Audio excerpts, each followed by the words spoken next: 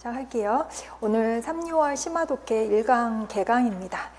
개강 수업하기 전에 간단하게 강의 설명을 해드리고 이제 시작을 해볼게요. 학부 모의고사를 원래 뒤에 봐야 되는데 이제 항상 1강은 그 전주차 학습 내용 시험을 보는 거라서 2월 마지막 주하고 7주차 수업 범위 내에서 우리 학부 모의고사를 이제 치렀고, 그때 설명을 해드렸는데 이제 심화 독해반만 따로 듣는 분들이 계셔서 다시 한번 간단하게 설명을 해드리자면, 심화 독해반 아직 그 원노트 판서 공유 신청 안 하신 분들은 카톡 단체방에 신청하시면 되고요. 여기 보면 진도표 올라가 있거든요. 그래서 요거 기준으로 이렇게 수업을 진행을 하게 될 겁니다. 올해는 수업 내용을 굉장히 압축을 해서 이제 뇌 과목으로 나눴거든요. 그래서 1주차에는 요 가로 고대문학은 우리 여기 제본 교재는 스프링 달렸거든요. 중국 고대문학사 교정으로 할 거고, 밑에 보시면 원서 교재도 있으니까 그거 사오셔도 되고, 이제 없으신 분은 요거 제본 교재 쓰셔도 되고, 현대문학은 우리 또 했던 현당대 문학사 교정을 국어부터 또 나갈 겁니다. 그래서 요거 학원에서 판매하고 있으니까 요거 사셔도 되고, 역시나 원서 사용을 하셔도 되고요. 어법은 작년하고 달라진 게 한어 난점 서기를 봐요. 작년에는 한어 난점 해석을 봤거든요. 두 권이 다른 책이에요. 그래서 난점 서기도 어법 공구서인데, 요거는 이렇게 제본 교재인데 요것도 원서 교재예요. 다 원서 교재로 공부를 합니다. 그래서 원서 교재를 구매를 하셔도 되고, 이제 제본 교재로 보셔도 되고, 요게 총 228번까지 있거든요. 그래서 이렇게 나눠서 이제 보게 됩니다. 한 주에 조금씩 나눠서 볼 거고, 그 다음에 한어, 구어, 습관, 용어라 그래서 원서는 노란 책으로 나오고 제본 교재는 이렇게 나오거든요. 그래서 이것도 총 20과인데 3, 6월이 16주차 강의이기 때문에 일단은 16과까지 하고, 이제 못한 부분은 아마도 7, 8월 달에 20과까지는 마저 해야 돼요. 되게 중요한 책이고 대화문이고, 여기서 시험이 굉장히 많이 나오고 중요한 표현이 많아서 매년 필독 교재입니다. 이게. 그래서 원서 교재 출판사하고 이렇게 나와 있으니까 참고하셔서 보시고, 총 4권의 교재가 있으면 심화 독해 수업 듣고, 그 다음 주에 독해 하프 모의고사를 이제 공부를 하려면 우리 오늘 배운 수업 내용을 공부를 해가지고 다음 주에 오전에, 직강생 기준으로 오전에 9시까지 오셔서 1시간 반 동안 시험을 보시면 되는데, 올해는 시험 범위에 배운 거 한 50%에서 70% 미만, 안 배운 거를 한 30-40% 이상으로 비중을 늘려고 해요. 그래서 하프 모의고사반은 응용반, 심화 독해반은 심화반, 우리 1, 2월 달에 했던 건 기본반, 그 다음 1, 2월 달에 기출 독해 제공을 해드렸는데 3, 4월에도 5, 6월에도 제공을 해드려요. 이론하고 똑같이 제공을 하니까 그냥 봤던 거 다시 한번 이렇게 눈에 익힌다는 생각으로 하시면 좋아요. 그래서 이제 공부를 이렇게 할 건데, 작년까지만 해도 배우는 양이 사실 굉장히 많았는데, 그러면 허겁지겁 막 공부를 해야 됐었거든요. 상당히 많고 많이 힘들어 했는데, 어떻게든 이제 시험 때까지 끌어가려면 해야 되는데, 올해 같은 경우에는 처음 시작하시는 분들도 많고, 정말 다 뺄 것 빼고 다 하면 너무 좋겠지만 정말 중요한 것만 추려서 조금 천천히 나가려고 해요. 그러니까 중요한 거 양보다 여러분 진짜 실력을 좀 향상시키는 게 더 중요하기 때문에 올해는 전략을 조금 바꿔서 좀 적은 양을 하는 것 같지만 여기서 조금 깊게 내지는 자세하게 내지는 꼼꼼하게 이렇게 천천히 수업을 진행하려고 합니다. 혹시 질문 있으면 질문하셔도 좋아요. 심화 하프 모의고사는 제가 궁금한 거 이렇게 설명을 좀 드렸거든요. 문제 관련돼서. 심화 독해는 1, 2월 달 수업 듣고 이제 3, 6월 달 수업 이어서 듣는 분들이 많잖아요. 근데 3, 6월 공부 방법은 1, 2월 달하고 조금은 달라야 해요. 무슨 말이냐면 1, 2월 달에는 아무것도 모르고 이제 수업을 들어서 예습을 할 필요가 없다고 했었잖아요. 근데 3, 6월 달에는 여러분이 이제 조금 해오시면 좋아요. 무슨 말이냐면은 고대문학하고 현대문학은 아직까지는 좀 힘든데, 그래도 1, 2월 달에 배웠던 좀 실력이 남아 있으니까 한번 오늘은 무슨 내용을 배우나 하고 길게는 말고 짧게라도 최소한 한 5분, 10분이라도 뭐 좀 더 해석을 해올 수 있으면 더 좋고, 그렇다고 해서 뭐 1시간, 2시간 투자해서 단어를 뭐 다 찾고 뭐 이럴 필요는 없고요. 조금 무슨 내용을 배우지? 그 다음에 이론에서 어떤 내용하고 연관이 있지라는 걸 좀 예습을 해오시면 좋고, 현대문학도 마찬가지고 어법은 여러분이 읽는데 그렇게 어렵지가 않아요. 이 책을 여러분이 한번 해석을 해오면 우리 수업 시간에는 거의 표로 정리를 하거든요. 그래서 요거를 갖다가 여러분이 예습을 좀 더 꼼꼼하게 해오시면 어법은 훨씬 더 여러분 습득하는 게 효율이 더 높고요.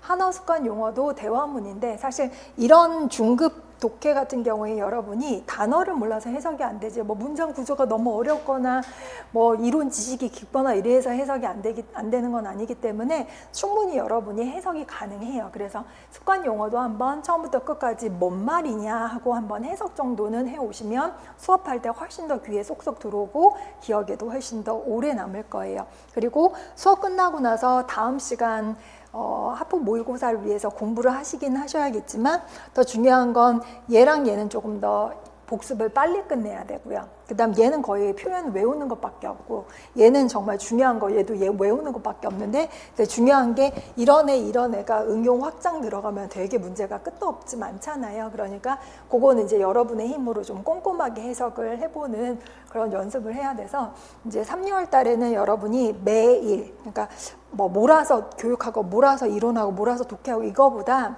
하루에 교육학 이론 독해를 시간을 하다못해 30분이라도 좀 할애를 해서 꾸준하게 하는 게 되게 여러분한테 도움이 된다는 거 말씀드리고 싶고, 독해 실력을 늘리려면 여러분의 힘으로 한 페이지라도 해석을 해보고 넘어가는 게 도움이 상당히 많이 돼요. 그리고 해석하면서 이건 왜 이렇게 되지? 이 문장 구조가 맞나? 이렇게 의심을 갖고 공부하는 게 되게 도움이 되고, 우리 수업하면서 사실 순수 독해를 향상을 시킬 수 있는 건 고대문학하고 현대문학이거든요. 얘는 그냥 어법점 외우면 되는 거고, 얘는 대화 표현 외우면 돼요. 그러면 여러분이 시험에 나오면 이런 애들은 다 맞출 수 있는데, 얘는 배워도 힘들어요. 문제가 조금만 다르게 나오면 힘들거든요. 그리고 특히나 현대문학에서 작품이 나오면 내 힘으로 해석을 해내야 되는데 그게 안 되면 틀려버리면 아깝잖아요. 그러니까 여러분이 이제 우리 나오는 작품 내지는 다 미처 강독하지 못했던 부분, 내지는 예를 들어서 오늘 띵링을 배우는데 띵링의 작품이 몇 개가 있거든요. 그러면 뭐 소설은 제가 조금 배우거나 설명을 하거나 하는데, 예를 들어서 띵링의 산문 중에 마침 오늘이 몇 월 며칠이죠? 3월 8일이잖아요. 쌈바지에가 여성의 날이잖아요. 세계 여성의 날인데, 띵링의 산문 중에서 쌈바지의 여우간이라는 작품이 있거든요. 근데 그거 이제 언급을 하면 바이두에서 한번 찾아서 이제 한 단락이라도 뭔 얘기 하나 하고 내 힘으로 읽어보는 거예요. 그런 게 도움이 되고, 그 다음에 아주 길지 않더라도 짧은 텍스트라도 내 힘으로 해석해보는 게 되게 도움이 돼요. 그래서 여러분이 저는 되도록이면 고대문학이든 현대문학이든, 근데 사실 고대문학으로 조금 더 접근하기 쉬운 게 이 작품들이 백화 해석이 대부분 바이두에 있거든요. 그게 해석이 돼. 거의 그게 정답이니까. 근데 현대문학은 한국어 번역 작품이 없으면 이게 맞나 틀리나, 내 해석이 맞나 틀리나, 수업 시간 선생님하고 한 거 말고는 이게 모호하거든요. 그래서 현대문학의 산문이나 소설이나 이런 부분에 있어서 내가 바이두에 찾아서 조금이라도 절선된 부분 찾아서 내 힘으로 맞나 틀리나 이거 해보는 게 되게 도움이 돼요. 귀찮은 일이긴 하지만. 그래서 예를 들어 띵링을 배웠다. 그러면 만약에 저도 다음 주에 띵링의 다른 작품에 대해서 분명히 이제 응용 확장한다고 했으니까 문제를 낼 거예요. 여러분이 공부하다가 정말 이 말은 뭔 말이지 이해가 안 된다 그러면은 여러분이 질문을 하시면 좋아요. 질문하시면 되는데, 질문 어떻게 활용하냐면, 되도록이면 학부 모의고사 이제 보실 때 저는 선생님 이게 이렇게 해석이 된다고 생각하는데 선생님 해석이 다른데 뭐가 맞는가요? 내지는 제 해석이 맞나요? 내지는 제 생각이 맞나요? 이렇게 질문을 올리셔도 되고요.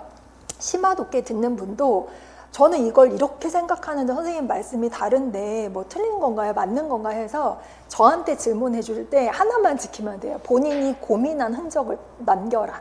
가끔씩 물론 요즘에 그런 분 잘 안 계시지만 선생님을 사전으로 활용하는 분들이 있어요. 선생님 이게 뭐예요? 이렇게 이제 기본적인 질문을 하시는 거는 정말 중고등학생도 그렇게 잘 안 할 거거든요. 그러니까 여러분 이제 질문을 하실 때는 이론은 아마 질문하는 방식이 한면 선생님 그 틀에 맞춰서 해야 될 거예요. 그쵸? 이걸 찾아보고 만약에 거기에 Q&A 없으면은 본인 격식 찾아가지고 이렇게 질문 올리는 방법이 있는데, 저는 이메일로 주셔도 되고 카톡으로 주셔도 되기는 하는데, 대신에 제가 카톡을 자주 확인하진 않고 답을 갖다 막 즉각 안 주고, 그래서 거기에 실망만 안 하면 되는데, 그 여러분들 MZ세대잖아요. 근데 요즘에 카톡 보면은 바로 확인해야 하고 답을 줘야 돼요.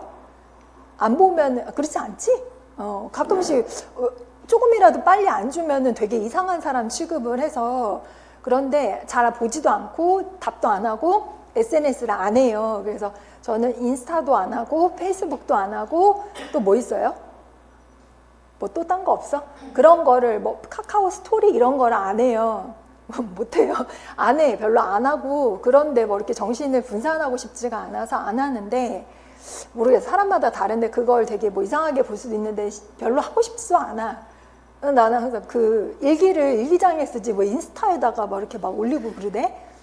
보지도 않고 하는데, 어쨌거나 그걸 잘 안 하고 별로 이렇게 막 문자도 많이 안 하는 그런 성격이고 해가지고, 근데 줘도 좋아. 대신에 답을 늦게 줬다고 실망하지만 않으면 돼요. 대신에 그 카톡을 줘도 돼.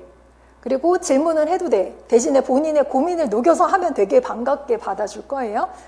그래서 질문을 해도 된다. 그리고 직강 들으시는 분들은 장점이 뭐예요? 와서 질문해도 되잖아요. 그래서 직접 책 들고 와서 선생님 저 이렇게 해석이 되는데 맞나요? 이렇게 질문을 해도 돼요. 대신에 제가 항상 먼저 물어보는 게 본인은 어떻게 해석했나요? 그럼 물어보면은 전혀 모르고 질문했는지 아니면 나는 이렇게 되게 고민을 했는지 이게 보이니까, 반드시 그러니까 본인이 고민을 한 흔적을 보여주면 질문을 굉장히 환영합니다. 그래서 결국은 말은 길었지만 단 한 가지, 본인의 힘으로 텍스트를 막 분석하고 잘라보고 뭐 번역하고 이 연습을 하면 독해 실력은 분명히 는다. 초수생도 된다. 그래서 초수에도 합격을 하더라. 심지어 좋은 점수로 합격을 하더라. 어학연수 안 갔다 와도 합격을 하더라. 그건 상관이 없다. 중국에서 대학교 나오면 되게 우세를 점하지만 알고 보니까 그게 아니더라. 공부를 안 하면 그분들도 안 되더라. 대신에 열심히 하면 엄청 그 가능성을 발휘를 하더라고요. 대신에 내가 어학연수 안 갔다 와도 충분히 이제 하라는 대로 공부를 하면 효과가 있다라는 거. 단 하나 강조하고 싶은 건 내 힘으로 독해를 꼼꼼하게 하루에 조금이라도 연습을 하면 독해 실력은 되게 는다라는 거 말씀을 드리고 싶어요. 됐습니다. 길게 얘기할 것도 없어요. 심화 독해는. 수업을 바로 하도록 하겠습니다. 오늘은 고대 문학사 교정의 9과 할 건데, 우리 1, 2월 달에는 8과까지 했거든요. 그래서 이제 처음 수업 듣는 분들은 8과까지 내용을 여러분이 스스로 공부를 좀 하셔야 되고요. 오늘은 요거를 보도록 하겠습니다. 3조의 시간 내에, 여기 3조 할 때 조는요, 조씨 할 때 조예요. 왜 조씨가 그 나라조도 있고 요조도 있잖아요. 조조할 때 조는 2조, 자오차오 할 때 자오차오 조조인데, 조조를 모르는 분은 안 계실 거예요. 삼국지에 조조 나오잖아요. 우리 보통 삼국지에 나오는 조조는 어떤 이미지로 알고 있어요? 간사한 영웅, 해서 간웅이라는 말 하잖아요. 간사한 영웅. 조조 나오면 누가 생각이 나냐면 유비도 생각나고 송건도 생각나고 하는데, 보통 위촉오 이렇게 나오잖아요. 삼국 정립 나오는데, 우리 위초고 바로 전때, 그 위초고 시대에 바로 전 시기가, 조대가 중국에서는 어떤 나라냐면은, 속으로 생각했죠? 한나라죠. 우리 한나라, 한고조 유방이 전한 세우잖아요. 중간에 왕망의 신나라가 잠깐 있긴 했지만, 후한, 동한, 거의 후한 말기에 나라가 피폐해지고 민생이 피폐해지고 살기가 힘들어지니까 각지에서 농민 반란이 일어나고, 후한 마지막 황제 헌제가 그냥 허수아비 황제면서 그 당시 재상이었던 조조가 막 이렇게 정권을 이제 잡으려고 하는데, 그때 이제 등장했던 인물들이 위초고 해가지고 유비도 나오고 송건도 나오고 뭐 등등등등 인물이 많이 나오잖아요. 근데 우리 시험에 나왔던 게 총나라 쓰는 문제가 나왔어요. 그런 것도 나와요. 그러니까 예전에는 안 나왔는데 문제가 쉽게 나오려고 하니까 총나로 한번 써봐요. 이런 식으로 문제가 나와요. 그러니까 어쨌거나 조조는 어느 나라 사람이냐면, 조조는 어느 나라 사람이에요? 퀴즈인데. 위나라 사람이에요? 엄밀히 말하면 조조는 한나라 때 재상이고요. 위나라는 조조의 아들이 세운 나라인데 조조 아들이 몇 명이 있었거든요. 근데 그 중에서 조비라는 아들이 있었어요. 자가 자환인데 우리 교재에 다 나와요. 조비라고 하는 인물이 위나라를 세워서 자기가 초대 황제고, 우리 보통 황제 뭐 세종 뭐 세조 뭐 이거를 시호라고 하는 거 맞나? 시하오라고 해서 황제가 죽고 나서 이게 추대를 하는데 자기를 위문제라고 하고 조비가 자기 돌아가신 아버지 조조를 위무제로 추대를 했어요. 그래서 조조가 위나라 사람이야 이러면 틀린 말은 아니지만 사실은 위나라 건국을 못 보고 죽었어요. 위나라 건국을 못 보고 죽고, 여기 보시면은 맨 앞에 위진남북조라고 나와 있는데 이 위나라가 언제적이냐 하면은 요걸 한번 보도록 합니다. 위나라가 220년에서 265년까지다라는 거죠. 거의 지금으로부터 1800년 전쯤의 이야기예요. 삼국 중에 하나이고 지금의 황하유역과 호북, 안휘, 지양수 3개 세계성의 북부와 요령 중부 정도를 차지했던 나라가 바로 위나라라고 생각하면 돼요. 저 위쪽에 있죠, 위나라. 그 다음에 조조라고 하는 사람이 생존율을 보니까 딱 이때 위나라 건국할 때 그때 맞춰서 사망을 했어요. 그러니까 조조가 건국한 게 아니라 조조의 아들이 건국을 했다라는 거. 패국 샤오 사람이다는데 중요하지는 않고요. 지금의 안위 쪽에 보조ren이다. 암기할 거 없어요. 그냥 조조만 알고 있으면 돼요. 동한 말기 정치가다. 요거는 기억을 하셔야 되는 게 조조가 어느 나라 사람이지? 조차도 헷갈릴 수 있거든요. 동한 말기 사람이고 뭐 이게 독특해요. 지금 우리 왜 삼국지의 영웅 중에서 유비랑 뭐 송건, 뭐 조조 얘기는 다 들었지만 송건이나 유비를 시인 문학가라고 칭하진 않거든요. 근데 조조는 문학 작품이 시가 특히 꽤 남아있어요. 근데 우리가 여기서 드는 의문은 일반적으로 중국 문학 잘 모르는 사람들은 조조하면 나쁜 놈 이렇게만 알고 있는데 실제 역사적으로는 조조가 영웅이면서 문학적으로도 가장 우수했거든요. 왜 역사책에서는 그렇게 나쁘게 묘사가 되어 있는가 하는 이유는 우리가 보는 삼국지라고 하는 책은 소설이에요. 그러니까 한국 사람들은 삼국지 하면은 소설인데 우리 시험에 그게 나왔었어요. 삼국지 관련된 소설 쓰는 이름이 나왔거든요. 근데 답이 삼국지라고 하면 틀렸어요. 어떻게 써야 되나? 삼국연의라고 썼어야 됐어요. 연의라는 게 뭐냐면 연의小说라고 해서 이거는 우리 저기에는 안 나와요. 이거 아까 나왔던 거니까 지울게요. 연의 소설이라고 해서 여기 연의라고 나왔잖아요. 이게 뭐냐면 신화나 역사적인 사실을 모티브로 해서 지은 소설을 연의 소설이라고 해요. 그래서 봉신연의, 뭐 삼국연의 이런 게 봉신연의 옛날 뭐 주나라 달기하고 포악한 임금이 막 방탕한 생활했던 상나라였나? 아무튼 그때 이야기 봉신연의, 삼국연의가 우리가 알고 있는 그 삼국지 소설을 삼국연의라고 하는데 우리가 알고 있는 삼국지라는 건 뭐냐면 이거는 역사책 이름이에요. 역사책 이름.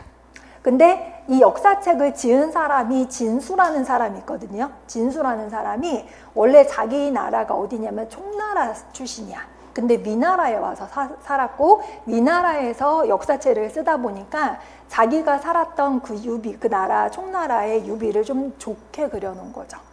그래서 조조가 상대적으로 갈신배처럼 그려지기는 했지만 역사적으로는 조조가 굉장히 능력도 있고 영웅이었고 글재주도 있었던데 심지어 조조의 아들인 조비와 조식이 문학적으로 다 성취가 있어서 문학적으로 아직은 우리 이제 배울 거지만 세 부자가 내지는 삼형제가 이름을 날린 가문이 많지 않아요. 물론 있긴 있습니다. 근데 최초가 바로 조조 삼부자라고 생각을 하시면 돼요. 뒤에 나오거든요.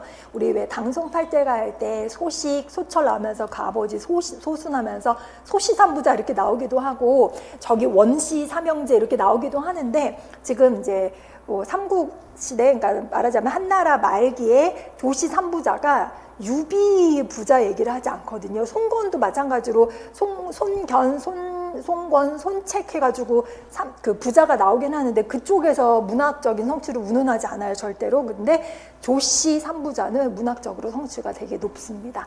심지어 유비 같은 경우는요, 그 아들이 유선이라는 아들이 있거든요. 근데 유선은 여러분은 잘 모르겠지만 뭘로 유명하냐면 중국에서는 놀림감이에요. 어떻게 놀리냐면 아도라고 해서 바보 멍충이야. 바보 멍충이. 유비가 도망가다가 그러니까 유비가 도망가는 게 아니라 적의 공격을 받았는데 조자룡이 유비 아들 유선을 업고 가다가 떨어뜨렸거든요. 그래서 그때 머리가 어떻게 됐다는 말이 있어. 그래서 유비가 죽고 나서 유선이 왕 위에 올라갔는데 왕 다스리지를 잘 못해요. 그래서 유비가 죽기 전에 제갈량한테 우리 아들 잘 부탁한다고 죽었고, 자기 아들 유선한테도 제갈량 말 잘 들으라고 하고 죽었거든. 그래서 제갈량이 북벌, 정벌 이렇게 출정식 할 때 유선한테 부탁하는 글을 올려요. 근데 그 글 이름이 여러분도 아실 거야. 왜 요즘에 국회의원 뭐 하는데 뭐를 던지다 이런 말에서 땡땡땡 삼음절로 뭐를 던지다, 뭔가 어디 출마하거나 어디 나가고 내가 어디 나선다 그럴 때 땡땡땡을 던진다 이런 말 하거든요. 뭔지 아세요? 출사표를 던진다가 바로 출사표가 제갈량이 유선한테 올린 글이에요. 그 표라고 하는 게 표문이라고 해서 글의 문체 중에 하나인데, 신하가 왕한테 올리는 글을 표문의 형식의 글이라고 하거든요. 출사표라는 게 군대를 출정하면서 황제에게 올린 글이 출사표인데, 그 안에 내용 보면 제갈량이 저 나갔다 올 테니까 뭐는 누구 말 잘 듣고요, 누구 말 잘 듣고요, 만약에 누구 잘못했으면 누구를 혼내시고요, 그러면 꼼꼼하게 쓰여져 있거든요. 근데 우리는 일반적으로 이제 출사표를 던진다 그러면은 뭔가 나선다, 어디에 출마한다 뭐 이런 말로 이제 하는데, 원래는 거기서 나온 거예요. 차치하고 지금 얘기하고자 하는 거는 조조 삼부자 이야기인데, 이 사람들은요, 한나라 말 그다음 위진남북조 시기에 거의 초창기에 살았던 사람이라서 위진남북조 시대 위나라의 대표적인 문학으로 꼽아요. 그리고 이 부분이 되게 중요한 부분인데, 오늘은 조조 삼부자 이야기만 나오는데 사실 엄밀히 말하면 그 위나라의 되게 중요한 문학의 풍조, 그 문학 작품이 중요한 게 아니라 그 문학의 중요한 풍조가 몇 개가 더 나오거든요. 근데 우리 이과에서는 안 나오는데 다음 시간이나 학부모의고사에서 그건 언급을 하고 넘어갈 거예요. 근데 오늘은 딱 그 위나라 후한 말 위나라 초의 그 문학의 대표성을 갖는 조씨 삼부자에 관한 이야기입니다. 한번 보세요. 위진남북조라고 해서 요거 우리 몇 번 이름을 언급을 하기는 했습니다. 우리 한나라까지 배웠고, 위진남북조라고 하는 거는 보세요. 한나라 헌제 건안 원년이라고 하는데, 한나라 헌제는 황제 연호고요. 건안은요, 헌제는 황제고요. 건안이 황제 연호예요. 연호가 한 개일 때도 있고 여러 개로 바뀔 때도 있어요. 196년은 우리 보통 건안연간이라고 해요. 그래서 이 연호 이름을 따서 요때 유행했던 문학을 우린 뭐라고 하는가? 건안문학이라는 말도 있어요. 건안문학도 나중에 나온다. 원년이라는 거는 건안 1년을 얘기를 합니다.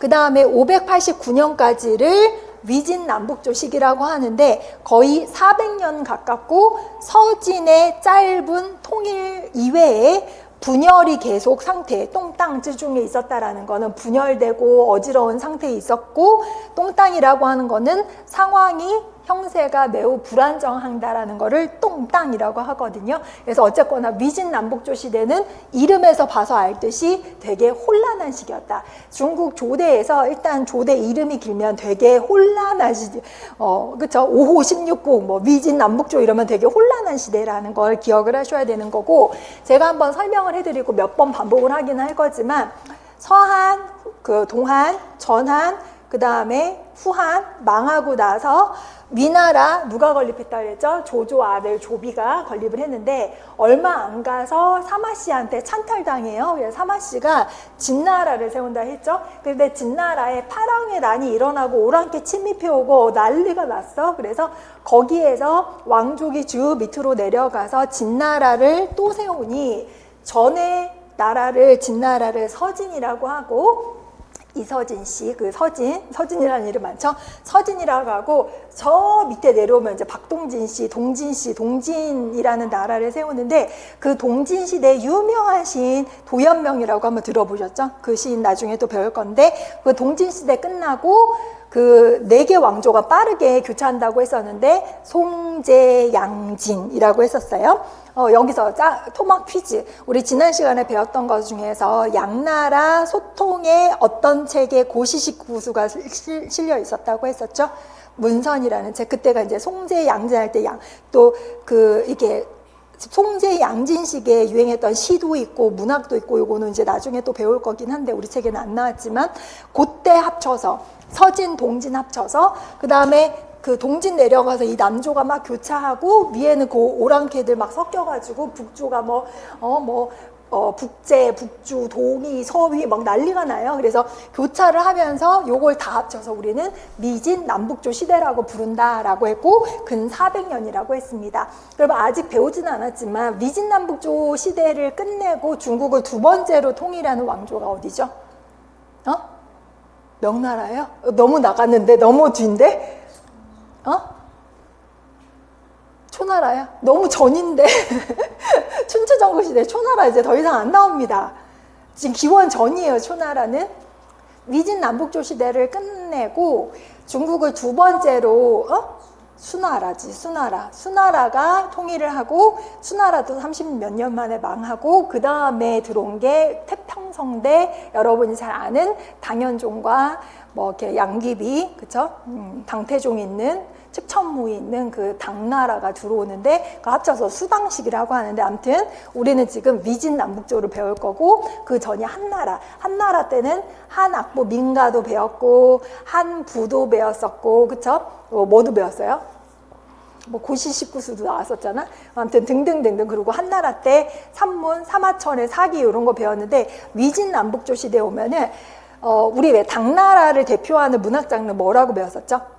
시라고 배웠었잖아요. 우리 아직 당나라까지는 가지 않았지만 수나라는 워낙 짧기 때문에 수당 합쳐서 이제 수당 문학하면 당나라의 시가 그 조대를 대표하는 문학 장르인데 위진 남북조는 대표하는 문학 장르라고 하기가 좀 그렇고 문학 비평이 되게 발달을 해요. 그래서 요때 나왔던 문학 비평 중에서 여러분이 우리 오전에 다뤘던 고시식 구수를 우연치관면이라고 칭찬했던 그 사람 이름이 뭐였죠?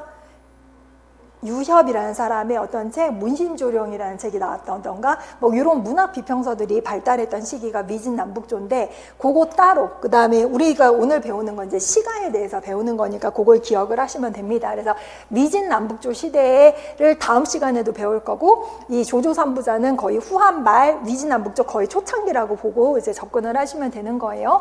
그 다음에 고대 문학사상과 문학예술이 매우 활발했던 시기고 창조를 많이 했던 시기다라고 하면서 조조가 뭐라고 했냐면 시에 텐스 이링 주허라고 해서 여러분 둘넷 여섯 7글자 여기 해석이 되나요?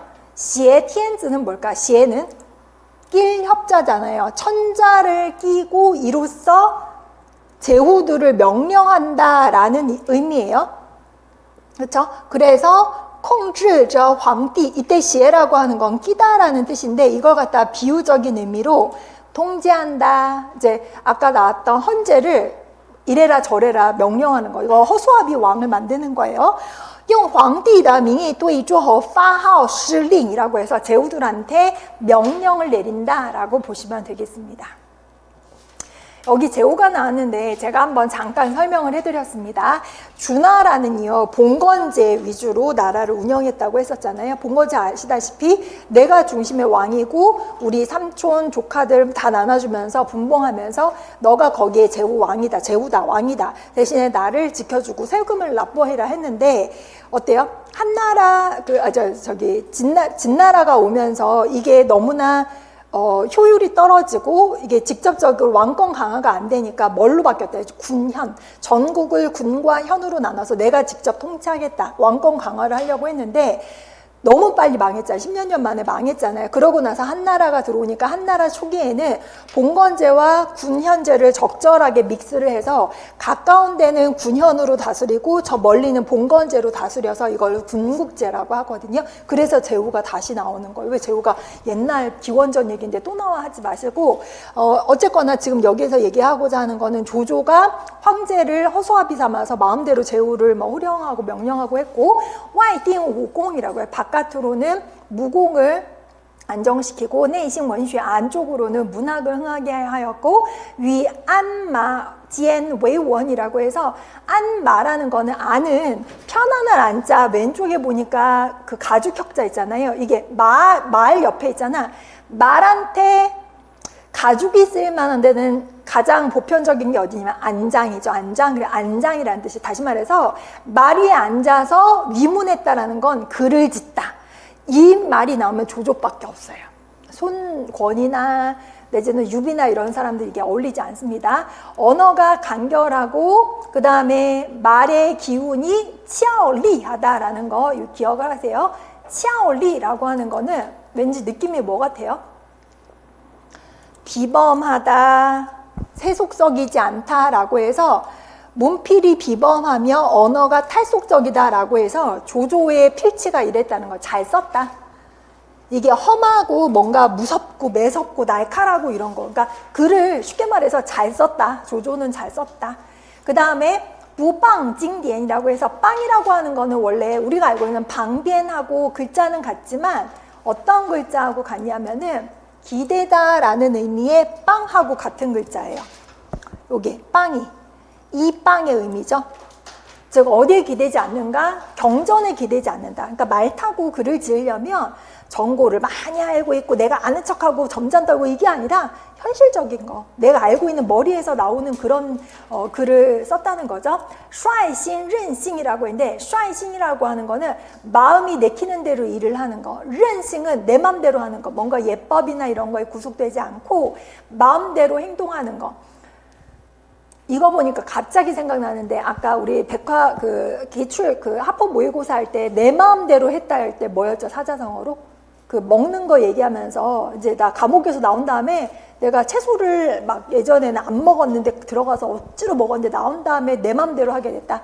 와, 싱어수 기억나나요? 내 마음대로 했다. 비슷한 거예요. 그러니까 여러분이 이런 걸 자꾸 떠올려야 되는 게 뭐냐면 우리 시험에 나오는 게 반드시 사전에 있는 근이어를 찾으라는 문제가 안 나와요. 대신에 문맥으로 봤을 때 이 말에 비슷한 말을 아래 지문에서 찾아봐요. 이렇게 나와요. 그러면 이거 보니까는 슈아이신, 른싱, 그러니까 내 마음대로 한다는 거, 구속되지 않는 거, 워싱, 워수 비슷하잖아요. 그러니까 그런 걸 찾으라고 할 때 여러분이 어휘력이 있어야 문제를 풀어낼 수 있습니다.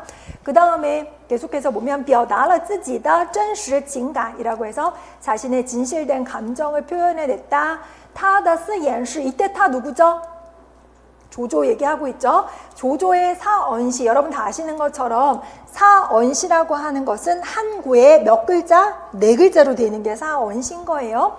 그 다음에 치앙진이라고 했는데 치앙진이라고 하는 거는 좋은 말이에요. 글씨, 그 다음 말 이런 것이 고하면서 우아하면서도 힘이 있는 거 이런 거 되게 힘든 거예요. 내 뜻을 표현하면서도 노련하면서도 힘이 있는 게 되게 힘든데 치앙진 지금 조조 엄청 칭찬하고 있어요. 그 다음에 우연시 칸카이 베이량이라고 해서 오한시는 다 아시다시피 한국에 5글자가 들어가는 거는 칸카이 베이량 칸카이 우리 아까 봤는데 칸카이 여러분 이거 한자 그대로 이렇게 읽어보면 강계거든요. 강계 이런 말 안 쓰잖아요. 강계 정의로운 기운이 가득하고 정서가 격앙되어 있는 게 칸칼. 감정이 막 이렇게 업되어 있는 거. 감정이 후하고 뭔가 쪼잔하지 않은 거. 좋은 말이에요. 칸칼은 좋은 말. 그 다음 베이량이라는 거는 여러분 베이량은 뭘까요? 베이는 일단 알 것 같아. 슬프다. 량은 뭘까? 량? 우리 여러분 량자 들어간 단어 뭐 알아요? 량? 량, 그거 량 한자가 달라요. 량화에 뭐 이런 거 있잖아요. 근데 시원하다가 아니라 이거 잘 보세요. 처량하다 할 때도 이 량을 씁니다. 아까 어떤 분이 용서하다, 양해하다 할 때 량자 쓴다고 했는데 보세요. 지금 요 량자랑 요거 되게 헷갈리게 생겼죠. 이거 봐요. 되게 비슷한 듯 아니죠. 그쵸? 이런 게 헷갈려. 우리 시험에서 근데 얘를 갖다 써야 되는데 쟤를 썼다 그러면 틀려버리는 거예요. 왜냐하면 예전에 오탈자 뭐 점수 깎아줄겠는데 요즘엔 그냥 날려버려요. 문제가 쉬운 만큼 오탈자가 나면 그냥 날아가. 그러니까 내가 실력이 있어도 내가 글자 하나 잘못 썼네 그러면 막 1점 깎이고 2점 깎이고 이럴 수 있으니까 조심하셔야 됩니다.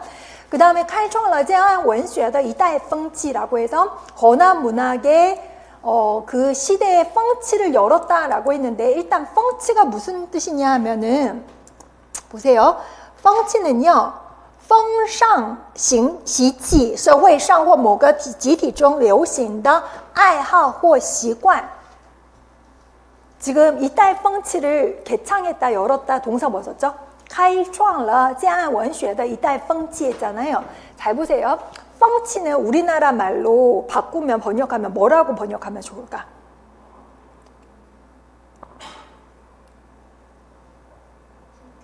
풍경을 바꿨다. 풍경은 눈으로 봐야 되잖아. 근데 왠지 펑치는 기운, 느낌 같잖아요. 그쵸?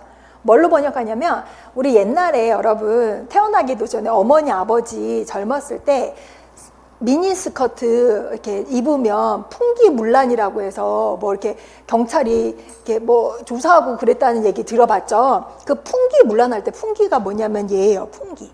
그 풍기가 뭐냐면 분위기를 흐트러뜨렸다는 뜻이야. 분위기야, 분위기. 그러니까 건안 문학의 그 한 시대의 분위기를 개창했던 사람이 누구냐? 조조와 조씨 3부자라고 생각을 하시면 돼요. 조조라고 생각을 하시면 돼요. 그러면 아까 얘기했습니다. 건안 문학 할 때 건안이 뭐였죠? 한나라, 헌재, 아니 연호. 시호라고 하면 틀려요. 연호예요. 연호. 연호고 또 하나는 우리 분위기라고 했는데 여러분 분위기라는 단어 뭐라고 알고 있어요? 분위기? 치프. 잠깐 뭐라고 했어요? 치판. 그 다음에 분위기 뭐 또 알고 있어요? 분위기. 다른 단어 몰라요? 치판 말고 치판도 맞아요. 다른 거 뭐 있어요? 분위기. 치웨이라고 어떤 분이 하셨어요? 그러면 보세요. 치웨이라고 하셨는데 잘 보세요. 펀웨이라는 말을 하거든요. 잘 보세요. 지금 세 가지 중에서 분위기라는 말로 틀린 거 하나가 있거든요. 이 중에 뭘까? 1, 2, 3 손가락으로 지금 분위기라고 했을 때 그래 펑치까지 해서 아까 분명히 제가 선생님이 이 펑치도 분위기라고 해석을 한다고 했었는데 그렇죠? 그러면 이 세 가지 중에서 분위기라는 말에 어울리지 않는 단어가 1번, 2번, 3번 중에 뭘까? 손가락으로. 또 몇 번? 생각했죠? 보세요. 치펀도 분위기고요. 펀웨이도 분위기예요. 근데 많이들 헷갈리는 게 펀웨이인데 이걸 합쳐서 치웨이라고 잘못 알아서 치웨이라고 하신 분이 있는데 이거는 냄새예요. 냄새. 치펀이나 펀웨이 하면은 분위기예요. 그러면 우리 학급을 뭐라고 해? 학급? 우리 왜 합격하면은 중학교, 고등학교 발령 받아서 학급 담임 맡을 가능성이 크잖아요. 그러면 학급 분위기 조성 막 이렇게 나오잖아요. 그러면 학급 분위기 많이 나오잖아요. 학급 분위기. 그러면 학급을 반지라고 해요. 그러면 학급 분위기 하면 뭐라고 하면 돼요? 반지, 펀웨이, 반지 치펀 해도 돼요. 근데 반지 치회하면 학급 냄새가 되는 거예요. 완전 다른 말이에요. 틀립니다. 대신에 선생님 얘도 분위기라면서요. 그럼 반지, 펑치는 안 되나요? 예, 안 돼요. 왜 안 되냐? 펑치는 좀 스케일이 커야 돼. 学校风气 우리 학교의 그런 분위기는 되게 큰 거. 社会风气 사회적인 분위기가 조성 그때는 펑치가 맞아요. 근데 얘는 범위가 되게 작은 거고 펑치는 풍기문란 사회 분위기 학교 분위기 할 때는 펑치가 맞지만 그때는 이제 빤지 펑치 하면 되게 안 어울린다. 물론 완전 틀려서 못 사 이건 아니지만 되게 좀 안 맞는 말이다. 매치가 안 되는 말이다. 아셨죠? 그러면 여기서 이제 단어를 한 거고, 지금 여러분이 기억을 하셔야 되는 게, 조조 나오면 우리 보통 그 연호를 따서 무슨 문학 이렇게 말을 하는데, 무슨 문학의 대표 문인이다? 건암문학. 그거 반드시 기억을 하셔야 돼요. 건암문학이 아주 많이 나와요. 나중에 당나라 때 가면 건암풍골, 건암문학 이러면서 많이 나옵니다. 반드시 기억을 하셔야 돼요. 그 다음 인물 나옵니다. 조비가 나오는데, 이 조비라는 사람이 바로 조조의 아들입니다. 기억을 하셔야 돼요. 조비라고 하는 사람은요, 일찍 죽었네요. 그죠? 미문제라고 아까 얘기했었죠? 미문제. 자가 자환이라고 해서 조자환 씨. 그 다음 삼국시대 위나라의 첫 번째 황제 이렇게 나왔죠? 문학 창작과 이론의 연구에 있어서 성취가 되게 높대. 우리는 배우진 못했는데 되게 높대. 근데 여러분 기억을 하셔야 되는 게, 어떤 작가는 고대 문학에서 예를 들어서 뭐 200두보나 뭐 100건이나 뭐 이런 사화천 사기나 이러면 나오고 또 나오고 막 이러는데, 또 누구는 막 이렇게 파벌 싸움하면서 누가 논쟁할 때 뭐 계속 나와. 이런 사람은 되게 많이 알아야 되고 깊게 알아야 되는데, 한 번 나오면 더 이상 그 문제 확장해서는 잘 안 나오는 사람들이거든요. 그 중에 이제 대표적인 사람들이 조비, 조식 같은 사람들, 조조도 사실 마찬가지인데, 제일 나올 가능성이 큰 거는 건암문학의 대표 문인으로 나온다거나, 조조시의 특징, 조비 문학의 성취, 조식 문학의 성취 말고는 더 확장 깊게 들어갈 게 없어요. 무슨 말인지 알겠죠? 어떤 글은 이게 내용이 중시되냐, 형식이 중시가 되냐, 이 사람 글을 보고 막 분석을 해놔야 되는데, 딱 이 사람의 성취는 분명하고 그 글도 많지가 않아요. 그러니까 막 복잡하고 응용 확장할 게 많지가 않다는 뜻이지. 그렇죠?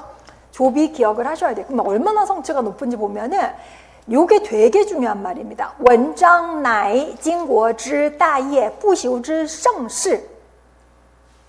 여러분이 이거를 반드시 암기해도 되고 이해를 하셔야 돼요. 문장이라는 거는 바로 뭐냐? 경국지 대업이고 썩지 않은 위대한 일이다 라는 말로 뭘 강조를 했냐면은,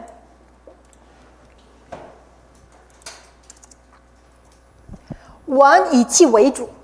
그래서 이걸 뭐라고 하냐면은, 우리 책에는 안 나왔지만 문기설이라는 말이에요. 문기설이라는 말로도 하고, 조비가 뭐라고 했냐면 글을 경국지 대업이라고 했어요. 영원히 썩지 않는 위대한 일이라고 했어요. 그러면 문장의 위상을 높인 말이에요? 내린 말이에요? 높인 말. 그러니까 문장을 되게 높게 평가했다는 거야. 글 쓰는 거에 있어서.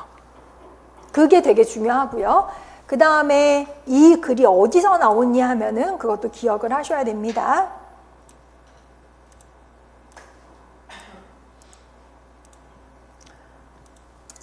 요거 보세요.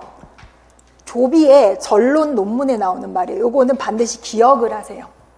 조비라는 사람이 쓴 전론 논문이라는 글에 보면, 아까 원장乃经国之大业不朽之盛世라는 글을 남겨서 조비의 문학적 위상도 같이 올라간 거야. 문장과 더불어.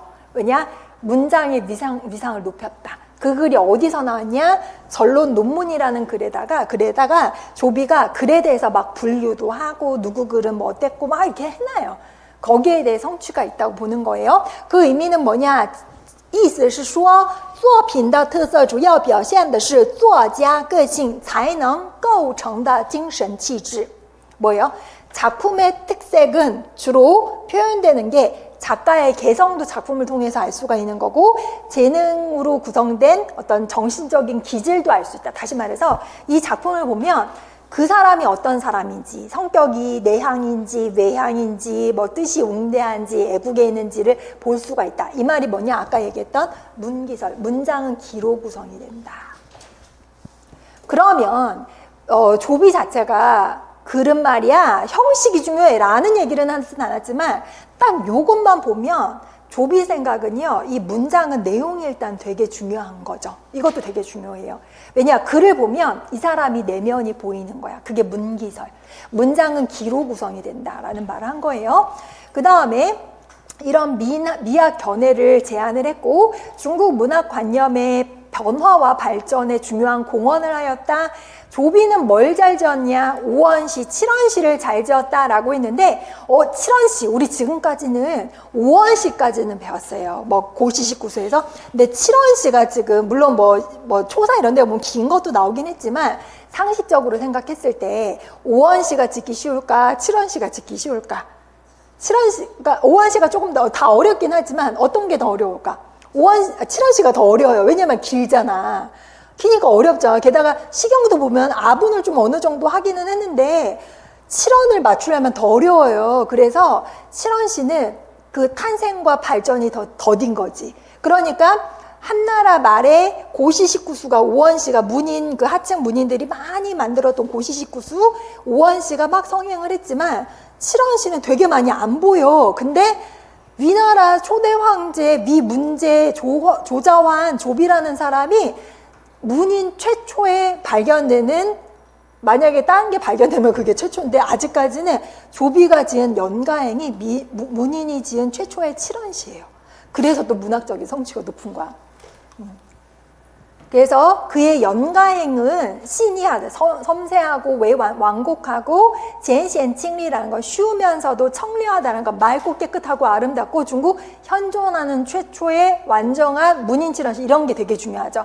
문학사에서는 최초 뭐 이런 게 되게 중요하니까 그래서 조비가 와, 그러니까 이 사람 사실 인성으로 봐서는 그렇게 좋다고는 못 봐요. 왜냐, 동생 죽이려고 했거든. 그걸로 봐서는. 근데 요 성취를 참 야가 빠지게 잘 남겼어. 전론 논문도 썼고, 그 다음에 연가행 써가지고 막 이렇게 최초 이런 것도 남겼어요.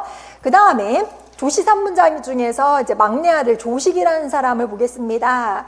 이 조식이라고 하는 사람은요, 조비의 동생이고 조조의 아들이에요. 이 사람은 자건이에요. 조자건이라고는 잘 말은 하지 않고요. 이 사람은요, 조조의 아들이긴 한데 보통은 진사왕이라고도 많이 나와요. 그래서 혹시나 아직까지 문제로 안 나왔지만 힌트를 주면서 뭐 진사왕 어쩌고 저쩌고 이렇게 나오면 조식을 쓸 수는 있어야 돼요. 진사왕입니다. 이거는 이제 다른 단어고요. 그래서 어쨌거나 이제 조식이 가장 중요합니다. 이 사람은요, 시체와 문체를 건한지걸이라고 불린다라고 했는데, 건한은 아까 얘기했던 것처럼 건한 시기에 그 연호를 따서 건한 문학이라고 한 거고, 그 건한 그 문학 중에서도 그 인걸하면은 영웅 되게 걸출하다라고 해서 뛰어나도 되게 평가가 높은 거예요. 조식의 평가가 높아요. 건한 시기에 가장 높은 명망을 가지고 있는 작가가 바로 조식이다. 조식이 남겨놓은 시가 80여 수가 되는데 조비가 자기를 이제 황제다라고 한 걸 경계로 해서 조식의 일생은 분명하게 전후 두 개의 시기로 나뉜다. 전기 시기는 성후乱, 장후준, 이 말이 무슨 말일까요? 난에서 태어나서 군에서 성장했다라고 해서 이 말은 뭐냐? 전란 속에서 태어난 거야, 이 사람은. 전쟁통에서 태어나서 군대에서 성장했다. 이 말은 뭐냐? 아버지 따라다니면서 어때요? 오랑캐 제압하고 군웅 활거하던 사람들 제압하고 했던 사람이니까 조조가 좋아했다 싫어했다? 좋아했다. 하지만 장자 계속 원칙에 따라서 형 조비가 황제로 올라갔는데 조비도 안다. 동생이 자기보다 더 똑똑한 거. 그러니까 위협감을 느끼니까 자꾸 죽이고 싶어 한다. 뭔가 핑계를 만들어서 죽여야 되는데 핑계가 안 생기니까 자꾸 이제 뭔가 만들죠, 건수를. 어쨌거나 건수의 자오cao 난정北战이라고 해서 남쪽으로 정벌 가고 북쪽으로 전쟁 일으키고 라고 해서 여기저기 전쟁을 하는데 深受曹操的赏识라고 해서 보세요. 赏识라는 말은 한국어 도금으로는 안 읽어요. 말이 안 되죠. 赏识 상식 무슨 말이야? 看重人的才能而予以赞赏. 그럼 이 말을 어떻게 해석할까? 深受曹操的赏识. 무슨 어떻게 해석할까요? 深受曹操的赏识. 조조의 예쁨을 받았다? 조조의 총애를 받았다? 그쵸? 조조가 예뻐했다? 누구를? 조식을. 그쵸? 이 말 많이 써요. 深受受到赏识, 受到谁的赏识? 누구의 총애를 받다? 아낌을 받다. 그 다음 리총알, 총애랑 좋아함을 받았다. 칭찬을 받았다. 막 이렇게. 그 다음 志得意满이라고 해요. 志得意满이라고 하는 거는 우리 보통 득이양양하고 되게 자신감에 차 있고 愿望实现非常得意有成就感的样子. 즉 아버지의 칭찬을 받으니까 조식 어깨가 막 올라가는 거예요. 그런데 이게 전기 조식의 모습이라면 후기는 전기와 후기를 나누는 기준이 뭐랬죠? 형, 조비가 황제로 올라가면서 그랬잖아. 후기는 그러면 아버지 돌아가시고 형이 황제 올라가면서 자기를 못 살게 굴겠죠? 그러면 여기 曹丕做了皇帝 曹植遭到了猜忌 猜忌라는 건 질투 뭐 이런 거 받는 거죠. 미포활, 박해. 네? 이위, 광환, 뭐야, 우울하고 기쁨이 적어. 感悟伤时 뭐야, 사물을 보면서 그 시기를 타이밍이 안 좋으니까 마음이 아파요. 曹植是中国文学史上第一位大力写作五言诗的作家，그 오한시를 잘 썼다는 거. 非常讲究诗歌的艺术表现形式. 예술의 어떤 예술 표현 형식을 매우 중요하게 생각을 했는데 조식은 일생 동안 热衷功名 공명에 열중하였고 追求理想 이상을 쫓았고 遭遇挫折后 뭐예요? 좌절을 겪은 다음에 壮志不衰 壮志不衰는 무슨 뜻일까요? 큰 뜻이 꺾인 거예요? 꺾이지 않은 거예요? 큰 뜻이 꺾이지 않은 거죠. 不衰그러니까 没有减少豪壮的志愿和伟大的志向. 즉 여기서 没有减少에 해당되는 원어가 뭐예요? 不衰 그죠? 没有减少壮志豪壮的志愿和伟大的志向 이 不衰没有减少豪壮的志愿和伟大的志向 그걸 꺾이지 않았어요. 反而更增奋激 奋激라는 거는 격동과 분노의 감정을 더 배증시켜서 증가시켜서 전숑이라고 하는 건 억눌리고 웅장하고 而有骨气 골기가 있다. 골기라는 말이 뭘까요? 골기가 왜? 뼈 기운이 있다. 뼈 기운. 뼈는 어떻네? 일반적으로 뼈 느낌이 어때요? 딱딱하죠. 그러면 골기가 있다라는 건 뭐냐면 刚强不屈的人格及操守. 골기가 있다. 이게 되게 중요해요. 건암 문학 지금 대표하는 사람들 조식만 지금 배우고 있는데 조식에 대한 문학적인 평가가 제일 높다고 하면서 조식은 특히나 골기가 있다는 표현을 했는데 후대의 당나라 문인들이 건암 문학을 중시하면서 이렇게 높게 평가하면서 중요한 게 건암 풍골 얘기를 해. 풍골. 건암 풍골의 풍은 그 분위기고 골이라는 건 이런 깡젠뿌취다 어떤 그 기운이거든요. 느낌이거든요. 그런 거를 추정. 왜냐면 그 이유는 막 야들야들 아부아부 뭐 이런 건데 그러지 않았다라는 거예요. 그렇죠? 个曹植的诗歌充满了对人生理想的追求和对社会黑暗的批判. 인생 이상에 대한 추구와 사회의 어둠에 대한 비판도 있고 富有气势和力量. 기세와 힘도 느껴지며 时而悲壮 宏阔라고 해서 비장하면서도 넓고 时而凄恻 委婉 어떨 땐 슬프면서 완곡하기도 하고 时而清丽 청량하고 公志 요거는 좀 기억하세요. 公志라는 거는 좋은 말이긴 하겠죠. 公志는 工巧精致라고 해서 요거 반드시 외워두세요. 공교롭다라는 말 하는데 우리는 공교롭게도 내가 오늘 노량진에서 누굴 만났지 뭐야 그 공교로움이 아니라 중국어로 꽁치아오는 되게 꼼꼼하고 수준 높고 좋은 말이에요. 징즈라는 건 되게 잘 만들어졌다. 그래서 꽁치아오 징즈 잘 만들어졌고 섬세하고 实在是江安文学的一面旗帜 건암 문학의 일면의 기치다라고 했는데 우리 기치 배웠죠? 기치의 의미가 뭐였죠? 대표성을 갖고 있는 어떤 사상이나 학설이나 힘을 기치라고 하죠. 건암 문학을 대표하고 있는 하나의 깃발, 그게 바로 조식이다. 조식에 대한 평가가 굉장히 높아요. 알죠? 그 다음에 우리 작품으로 와서 이제 보시면 조조의 보출하문행을 보도록 합니다. 조조의 보출하문행.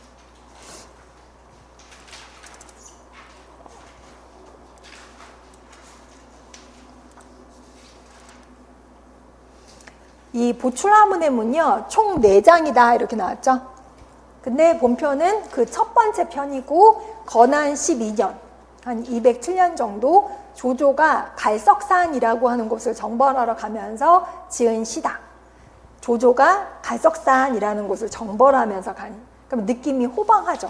산을 올라서 막 바다를 바라보는 경치, 기세 등등하고 풍경 묘사하고 이런 걸 주제로 한 명작인데, 보시면 이 기억을 하셔야 되는 게 조조랑 조비랑 조식은 작품이 대놓고 막 해석하세요. 이거보다 이런 작가들이 뭐 어떤 문학, 뭐 내지는 이 작가의 뭐 특징 이런 게 더 중요해요. 우리 왜 문일다 시 맞잖아요. 문일다 시를 갖다가 이거를 해석해봐. 이거보다 이게 주제 사상이 뭔데? 이 시인이 누군데? 이 시인의 품격이 뭔데? 이렇게 물어보는 것처럼 시는 막 순수 감상이 아니라 조조의 시야? 조조의 시의 특징이 뭔데? 이 사람이 활약했던 그 문학이 뭔데? 건한문학 당연히. 그 다음에 이 사람 시의 특징은 약간 영웅, 웅장, 호방 막 이런 거. 그쵸? 아까 얘기했던 거 언어가 되게 간결하면서도 막 경전 어렵게 쓰는 게 아니라 쉽게 쓰면서도 막 호방하고 이런 품격이 드러난다. 이런 걸 느낌을 가져가시면 돼요. 얼른 한번 해석을 해보면 똥린 제시 이관 상하이, 동쪽으로 높은 갈석산에 올라서 큰 바다를 바라본다. 水河淡淡山岛쌍至보면 물이 어찌나 단단한지, 단단이라는 거는 막 출렁출렁 산과 섬이 쌍至, 원래 쯔라고 하는 거는 되게 우뚝 솟아있다라는 거고요. 쌍이라고 하는 건 우리 왜 이마라고 똑같아요. 우뚝 솟아있다 할 때 어깨가 이렇게 올라가 있는 거 있잖아요. 송이라고 하잖아요. 이 말이랑 똑같아요. 가오치 지좌, 이렇게 올라가 있는 게 쌍. 즉 섬이 이렇게 우뚝우뚝 솟아있다. 수무丛生 百草丰茂, 주변에 나무들이 울창하고 풀들이 무성하다. 秋风萧瑟, 가을바람 소슬한데 라고 해가지고, 우리 보통 秋风萧瑟는 같이 많이 써요. 우리 왜 소슬하다 그래도 쓸쓸하고 차갑고 뭐 이런 거죠. 洪波照涌起라고 해서 큰 파도가 그 물결과 함께 막 일어난다. 그 파도가 밀려오는 거죠. 日月之行若出其中, 태양과 달이 가는 길. 그러니까 태양이 떴다가 달이 지고 달이 떴다가 태양이 지는데 그건 마치 그 속에서 나오는 것 같아요. 바다에서 떠오르는 것 같이 보여요. 싱한, 찬란. 싱한이라고 하는 건 우리가 아는 은하수가 반짝반짝, 별들이 반짝거리고, 루어초지리, 마치 그 별들도 바다에서 솟아오르는 듯. 아마 깜깜한 밤에도 눈 뜨고 이렇게 바다도 보고 산도 보고 이런 모습이 그려지죠. 싱센즈자이라는 거는 매우, 셔는 매우고요. 싱은 경사고 되게 칭싱한 거, 좋은 뜻이야. 매우 경사로구나. 끄이 용지, 노래 이것으로써 내 마음을 표현한다 라는 거예요. 그런 내용입니다.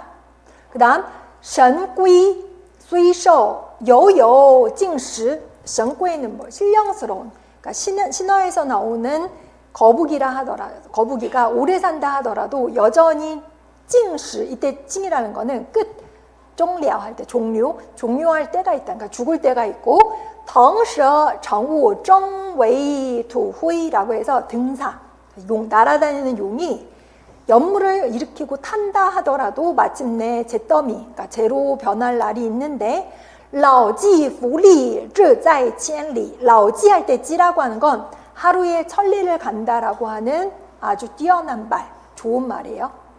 부리라고 하는 거는 마국간, 즉 라오지 부리라고 하는 거는 나이가 많아서 마국간에서 썩고 있는 천리마 같은 애들도 뜻은 천리에 있다.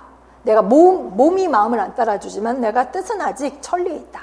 리에시무년 열사, 이 열사라고 하는 건 마음에 웅대한 어떤 뜻을 품고 있는 사람이 말년인데, 壮心不已, 뭐요? 웅장한 마음은 不已할 때 이가 뭐였죠? 그치다라는 뜻이니까 뿌이는 뭐예요? 그치지 않는다. 이라는 거는 끝내다, 멈추다 이런 거예요. 딩즈의 의미인데 뿌이니까 매어 딩즈. 그러면 이 말이 뭐냐? 천리마도 나이가 들면 마구간에 그냥 엎드려 있지만 그 뜻은 천리에 있고, 사람 열사가 노년이 되면 몸은 늙었지만 그 마음은 천리마처럼 짱신이 뿌이하거든. 이거예요. 그렇죠? 그 다음 잉수어즈치, 잉이라고 하는 건 차일령, 수어는 수축할 때 숙인데 달이 차고 기운다고 하는 것처럼 차고 기운다라는 거는 수명의 길이에 기약이 다 있는데 무단짜이티에 어때요? 이거는 하늘의 지배를 받는다는 거죠. 완전히 받지는 않아. 하늘에만 있는 것이 아니고 양이즈푸라고 하는 거는 내 몸과 마음의 건강을 지키는 그 복은 그더 용년, 영원히 어때요? 생명을 연장할 수는 없지만 그 뜻을 영원히 이어나갈 수는 있는데 싱선지哉, 굉장히 경사로구나. 그래서 노래 이것으로써 내 뜻을 노래한다 라고 하면 돼요. 그러면 이 편에서 이야기하고자 하는 조조의 마음은 어떤 거냐 라고 정리를 해보면 表现了 뭘? 作者不甘衰老. 뭐요? 늙는 거 누가 좋아하겠어요? 다 달갑지는 않아요. 和人命不全由天决定. 인명은 제천이긴 하지만 하늘에만 있는 건 아니에요. 사실 主观努力也起作用的积极奋发精神. 중요한 게 이거죠. 내가 열심히 하면 내 뜻이 천리 만리 길이 남고 영원히 남고 내 몸은 노쇠지지만 내 뜻은 영원히 있다. 뭐 이런 거예요. 몸은 예전 같지 않지만 나는 늙지만 천리마가 늙어도 뜻은 천리에 있고 노장이 늙어도 그 뜻은 천리마 오래 간직하는 것처럼 그러고 있으니까 사람이 수명이 하늘에 달려있다고는 하지만 그 뜻은 내가 이렇게 하늘이 나의 뜻을 뺏어갈 수 없다. 어떻게 보면 내가 아까 그랬잖아요. 골기 느껴진다고 했잖아요. 그 골기가 조조에서 잘 느껴져. 근데 조조의 시에서 골기 느껴진다고 했잖아요. 근데 조비는요, 아까 분명히 골기 되게 중요하다고 했잖아요. 근데 연가행, 문인 최초 7원시라고 했잖아요. 이따 볼 거지만 거기 보면 화자가 여자예요.